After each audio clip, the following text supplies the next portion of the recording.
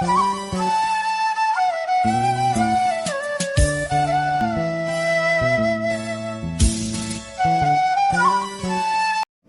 Guys, welcome to sweet chilli சமையல்.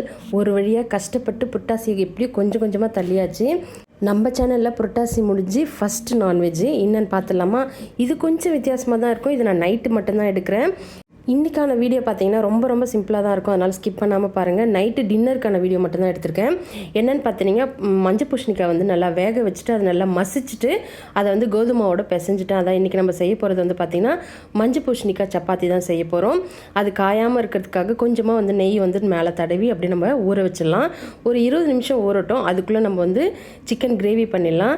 நான் நம்ம சேனல்லே வந்து நிறைய சிக்கன் கிரேவி போட்டிருக்கேன். இருந்தாலும் இது வந்துட்டு உங்களுக்கு குவிக்காக செய்கிறதுக்கு கொஞ்சம் யூஸ்ஃபுல்லாக இருக்கும். இது வந்து நான் மிக்சியில் வந்துட்டு மஞ்சள் பூசணிக்காய் வந்துட்டு அரைக்கலை. நான் வந்துட்டு கையாலே மசிச்சது தான். அது எப்படி வேக வைக்கணுன்றது கண்டிப்பாக எல்லாருக்கும் தெரிஞ்சிருக்கும். நல்லா வந்துட்டு கொஞ்சம் தேவையான அளவுக்கு மட்டும் எடுத்துகிட்டு அதை நல்லா வந்து வேக வச்சிட்டோம் அப்படின்னா அது நல்லா வந்து சாஃப்ட் ஆகிடும். ஏன்னா நம்மளுக்கு இருக்கிற வெஜிடபிள்ஸ்லேயே கொஞ்சம் சாஃப்டான வெஜிடபிள்ஸ் இதுதான். நல்லா நம்ம வேக வச்சு மிக்சியில் கூட ஒரு ஓட்டிக்கலாம். எனக்கு கையிலே நல்லா பிசைஞ்சு வந்ததுனால அது நல்லா பிசைஞ்சு தேவையான அளவுக்கு மட்டும் தண்ணி ஊற்றிக்கோங்க. நல்லா நெய் போட்டு பிசைஞ்சோன்னா அந்த சப்பாத்தியோட வாசனையே சூப்பராக இருக்கும். இப்போ கிரேவி பண்ண ஸ்டார்ட் பண்ணிடலாம்.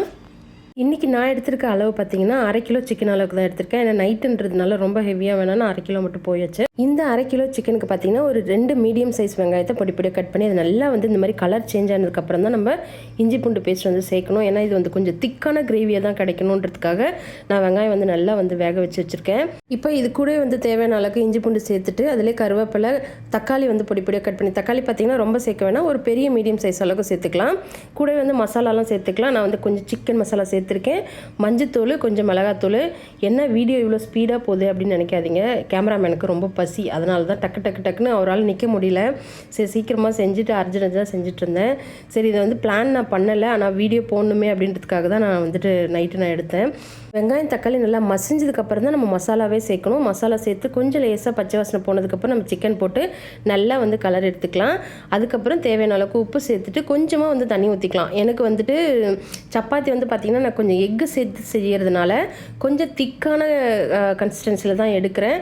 உங்களுக்கு இதுவே வந்து லிக்விடாக வேணும், இல்லை உங்களுக்கு நல்லா திக்காக வேணும், கொஞ்சம் குவான்டிட்டி இதுவே போதும், பட் ஆனால் குவான்டிட்டி நிறையா வேணும் அப்படின்னு நினைக்கிறீங்கன்னா நீங்கள் வந்து தேங்காய், முந்திரி பருப்பு, கசகசா இதெல்லாம் அரைச்சி நீங்கள் ஊற்றுனீங்கன்னா திக்கான கிரேவி கிடைக்கும்.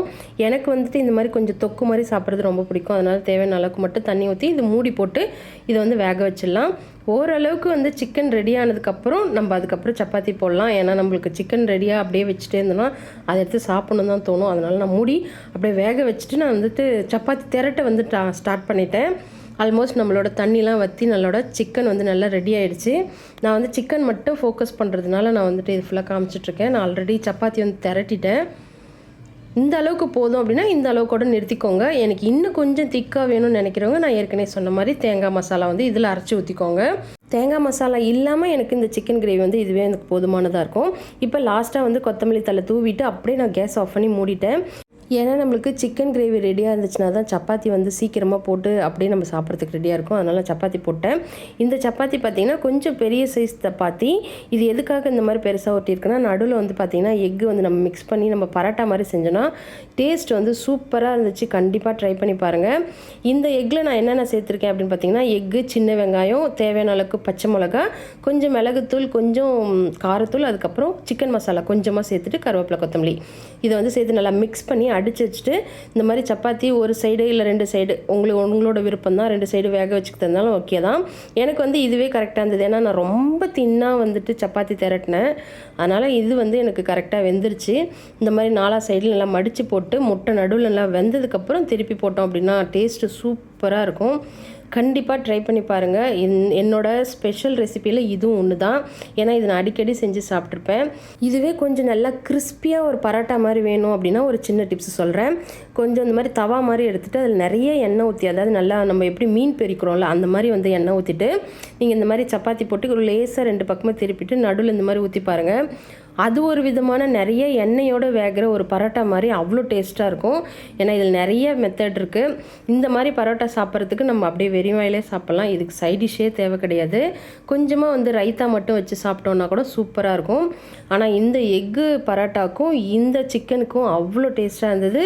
மஸ்ட் ட்ரை, கண்டிப்பாக ட்ரை பண்ணி பாருங்கள். இவ்வளோ நேரம் வீடியோ பொறுமையாக பார்த்தவங்க எல்லாருக்கும் ரொம்ப ரொம்ப நன்றி. தேங்க்யூ, பாய்.